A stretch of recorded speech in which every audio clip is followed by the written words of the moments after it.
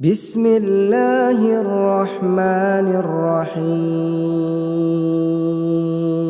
والتين والزيتون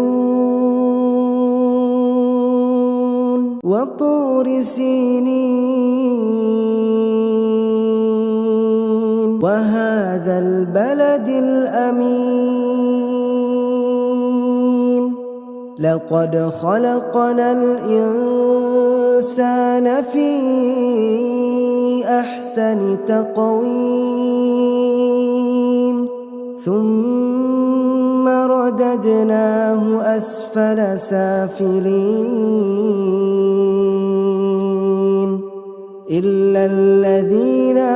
آمنوا وعملوا الصالحات فلهم أجر غير ممنون فما يكذبك بعد بالدين